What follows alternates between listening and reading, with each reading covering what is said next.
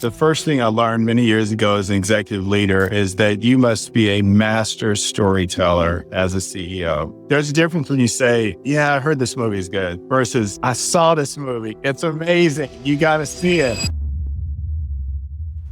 A great store manager can make up for a bad strategy, a bad owner, a bad district manager, a bad whatever, because that's where the emotional connection happens. Get people to open up like that. That's where I think the valuable learning comes from. One of the challenges for companies, as well as you grow to scale, is to grow big and stay small. You'll hear baristas tell the story of, I know the customer's engine sound when they pull up to the drive-thru. How amazing is that? I want people to bring their whole self to work, flaws and all. We always try to solve these world problems and forget that the root cause is often the person who is running the store. Welcome to the Culture from the Heart podcast on the From the Heart Business Network.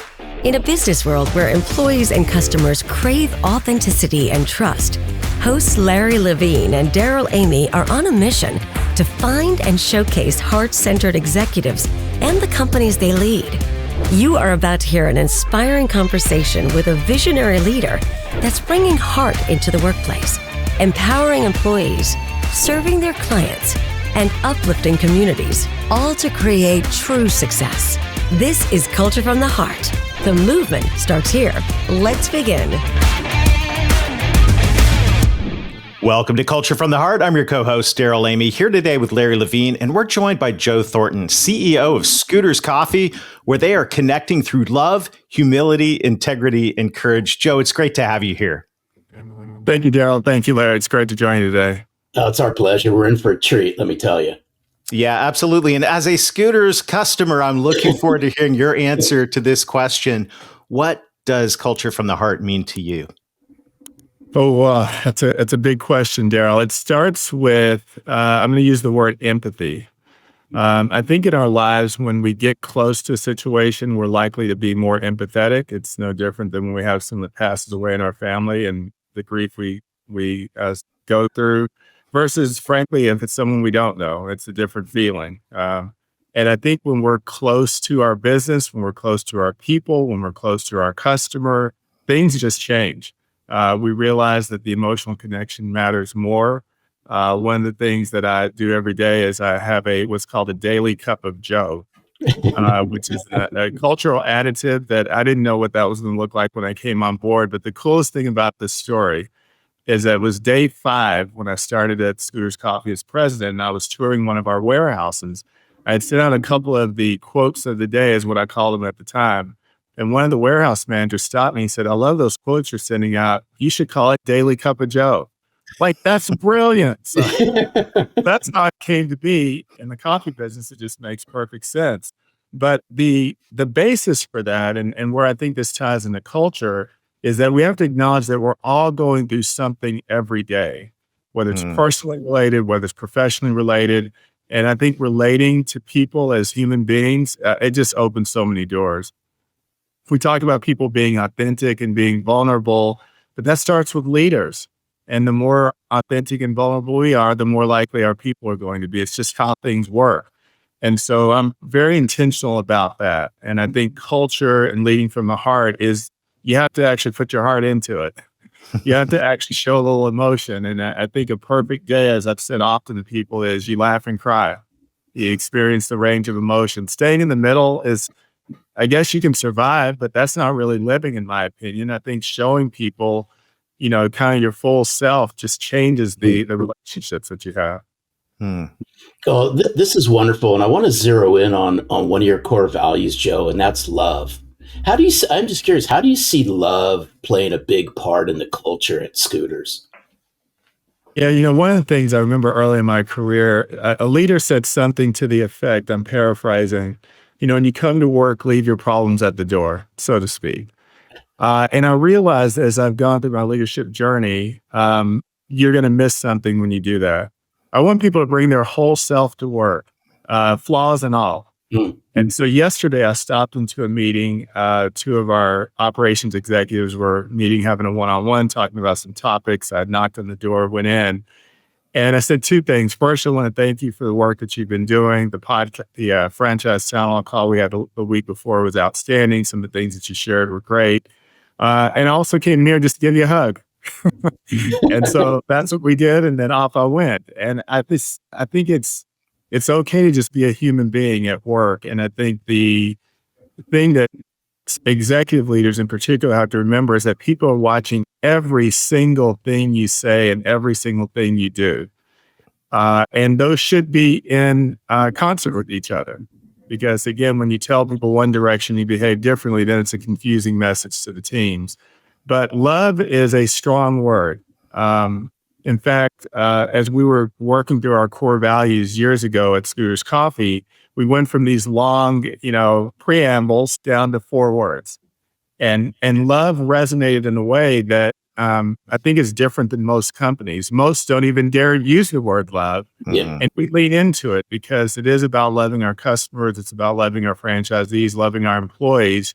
And as we know, when love is present, you don't have to say it as much because people feel it. They see what you're doing and they know that you love them in the process. Well, and I want to just say by observation, I mentioned earlier, I am a customer. You do feel that, at least I have felt that as I've gone through a drive-through experience. Like it's such a short period of time interaction, but somehow, consistently your team, in a franchise location far away from corporate headquarters has done that. So I'm just curious, how in the world do you take love and empathy and these other values you've talked about, move them through a large franchise operation with, employees scattered all over the place, in what's a fast, service, fast food type industry? How do you do that? Well, I think the first thing you do, Darrell, is you find like-minded people. I think the world that we live in, where we've tried to force values and changes on people, my response is good luck with that. It's easier to just find like-minded people that actually believe in the same mission, and they're out there. We know that they're out there because we experience in our daily lives personally, and so therefore the possibility is there professionally. But I'll tell you, I go through any store of ours that I'm near, of course, and most often I go into a store every single day, particularly when I'm here at Omaha and choose different stores. And I'll tell you the thing that never gets old is after I've ordered, when the barista says, "Scoot on around." It's like, it's so amazing. It's just one of those feelings, right? Like and they all say it in their own way. Sometimes it's scoot on up. It just means something. And, when you think about the workforce that we have, mostly younger employees, these are things they've adopted, right? These aren't things we're scripting for them. So we know that we're creating something that's connecting with our employee base, and therefore it's connecting with our franchise owners, and it's getting all the way through to our customers.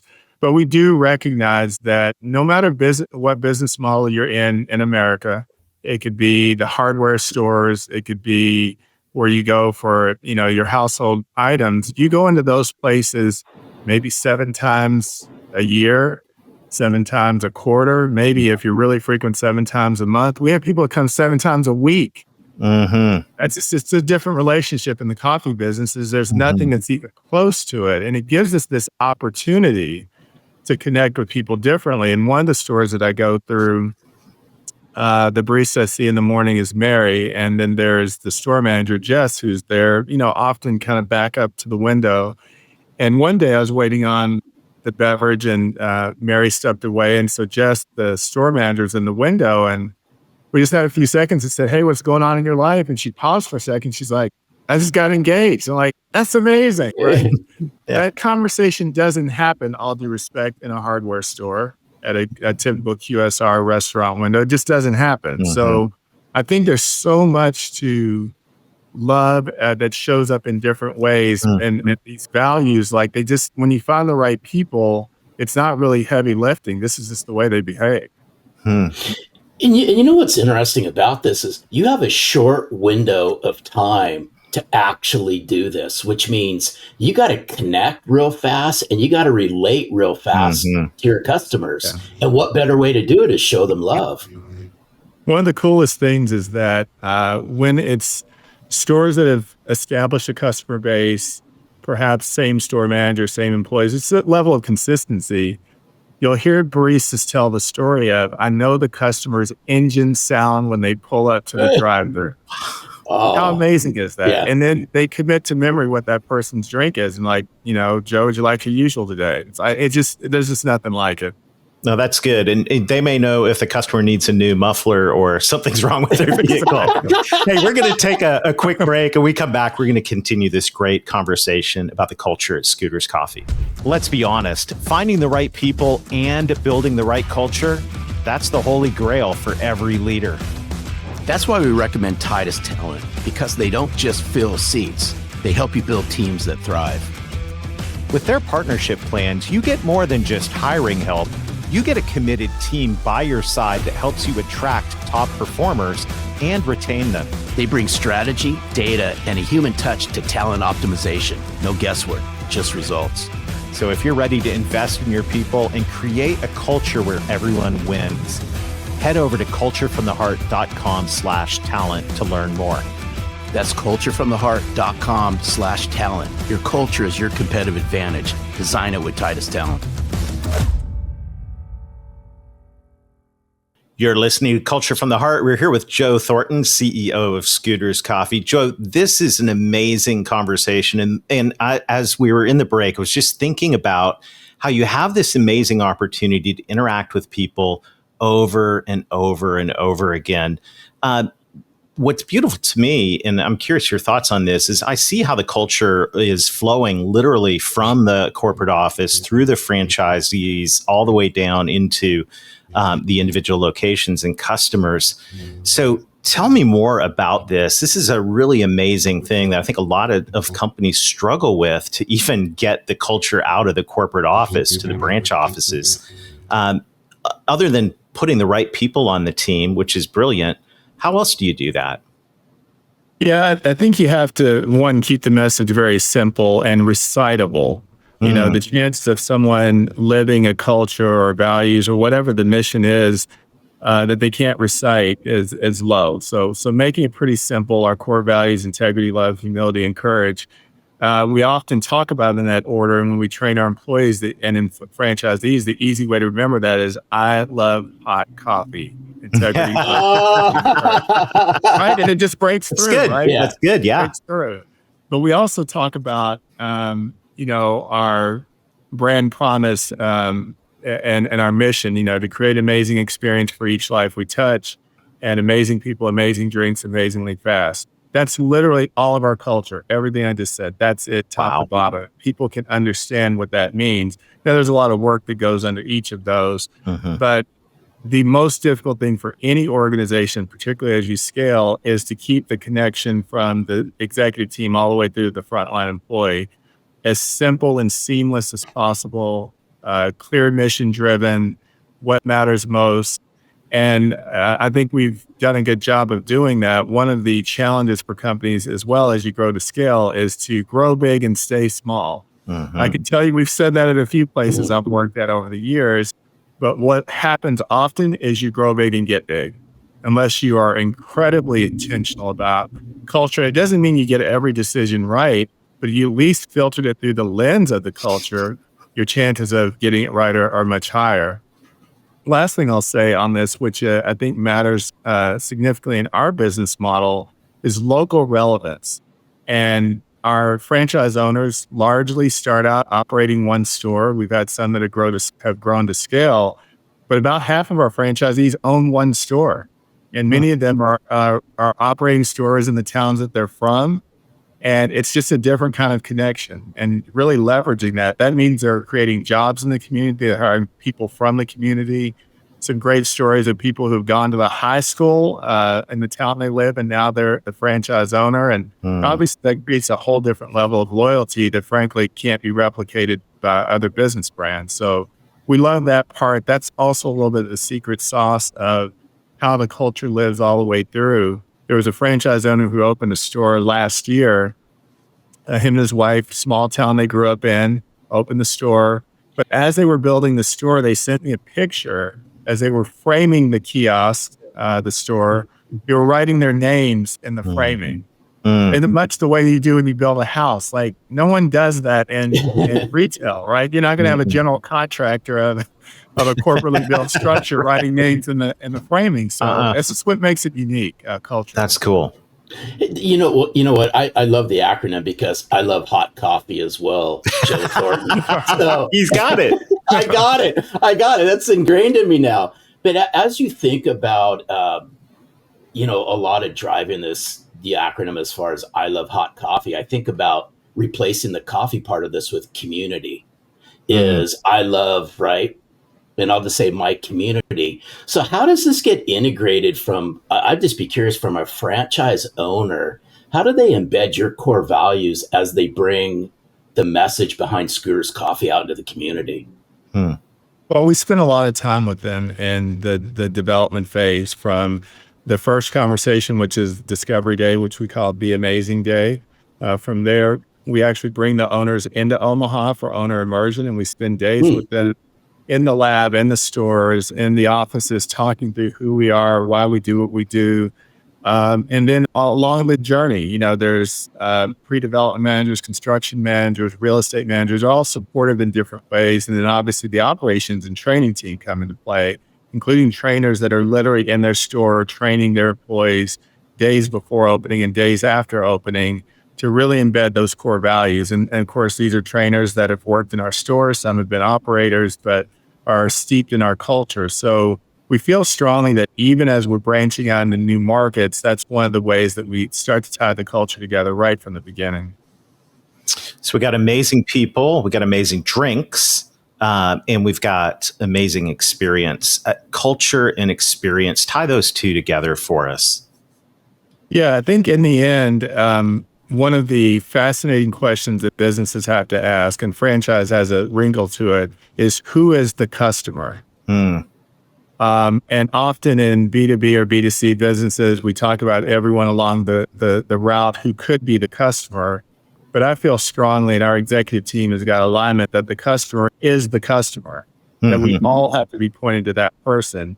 And I think because of that, we can then get aligned on what we think great experience looks like.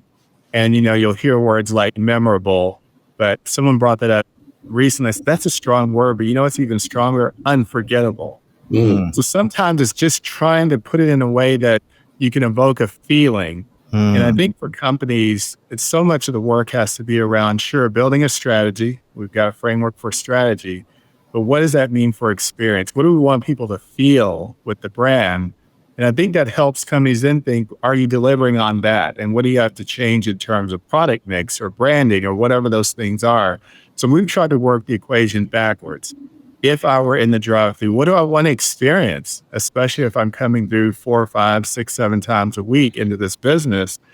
There are things that are table stakes. We've learned that speed of service, it's a drive-thru, got to deliver on that. And we've been great at doing that. But it is something more than that. Because then it's that decision, why do they turn left into our drive-thru, not someone else's, or go past 2 stores to get to this store?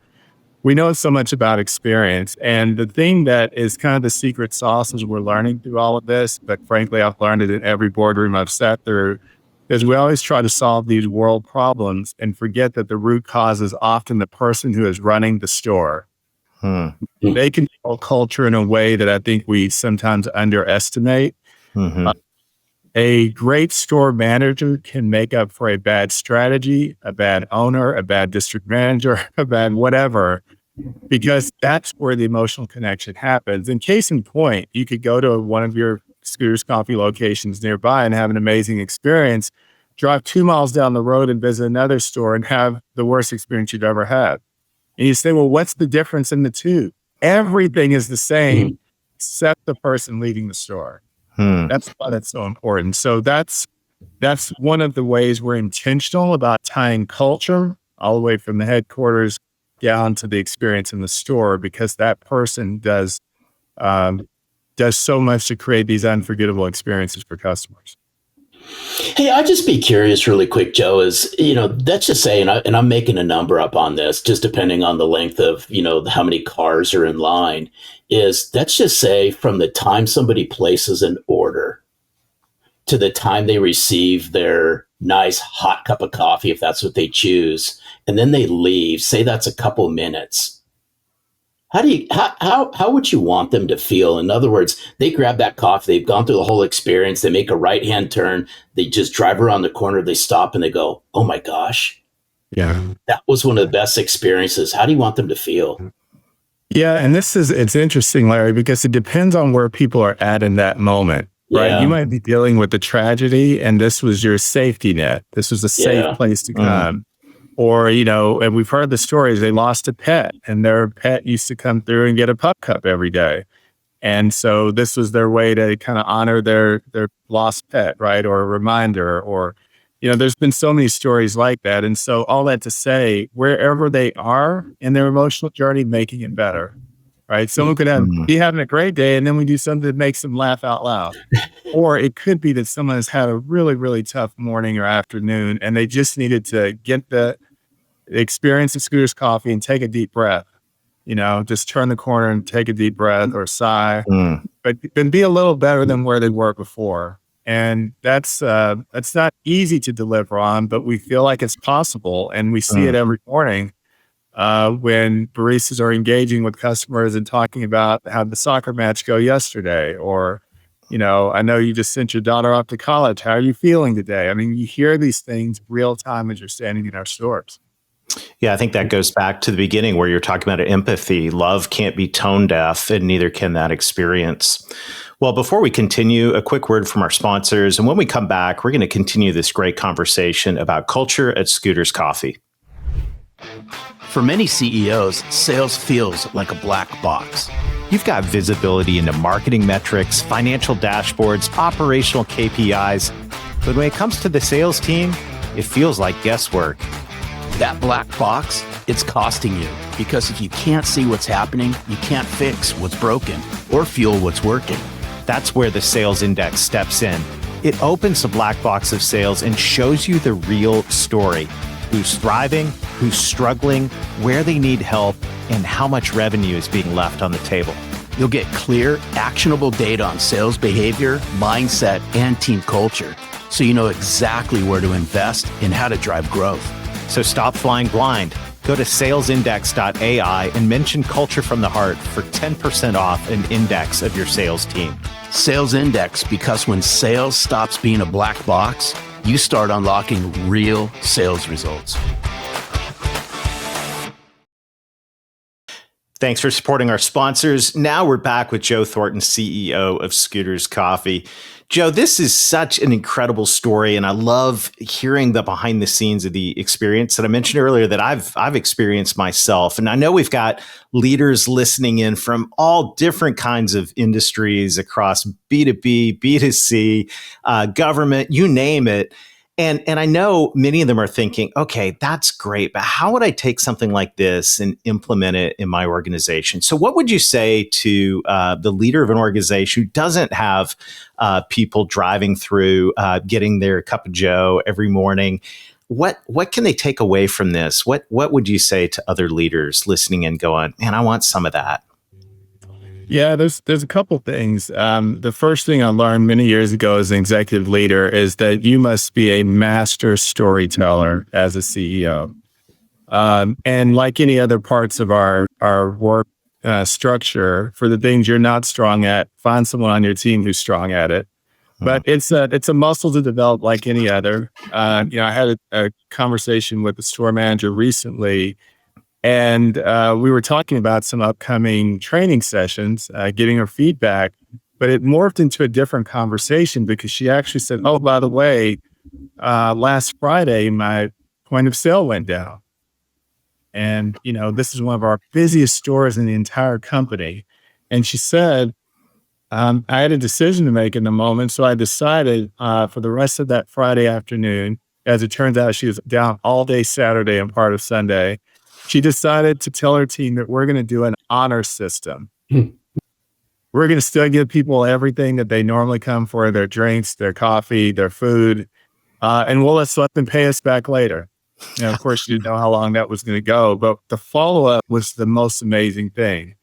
is that of course, on Monday, saw a lot of the regulars back in again. They brought their payment, and she said by Tuesday, she was whole again. Everyone had paid So back on an good. honor system. Wow. So the story there, the easy thing is she could have just turned the sign around on Friday afternoon and said, we're closed for business, right?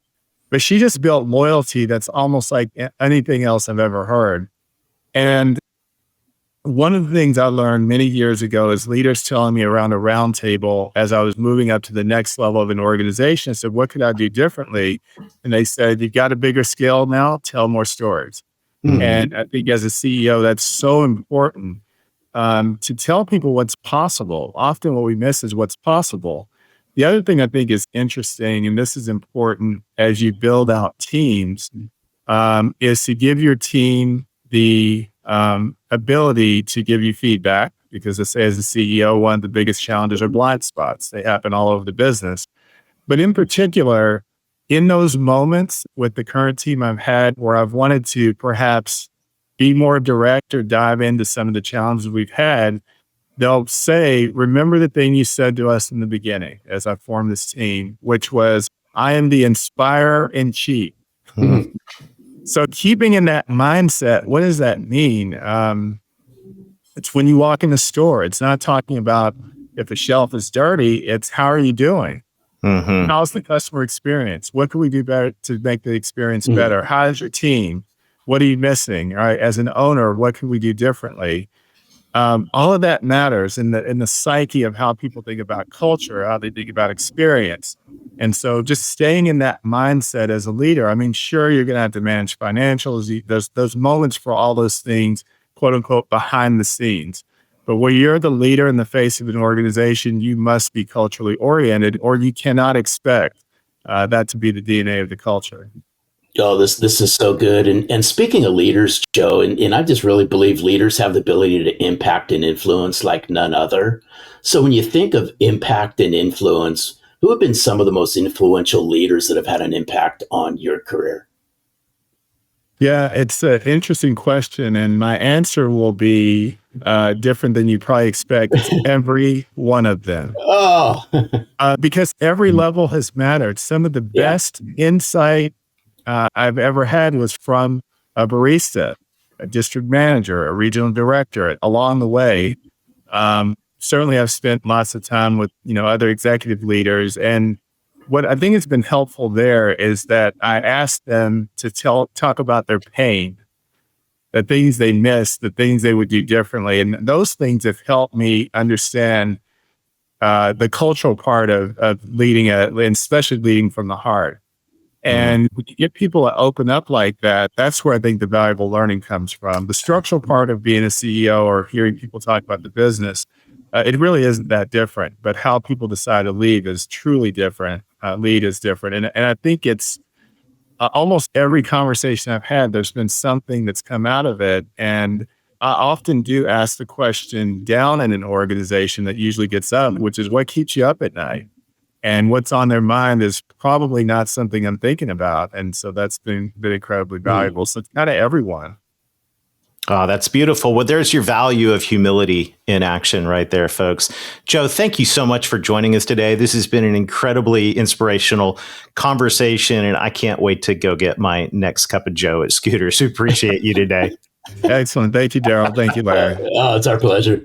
What an amazing Darrell. conversation. Just to get a window into the mind and the heart that's behind this incredible organization that truly does demonstrate empathy and love on a regular basis to literally tens of thousands of people every day.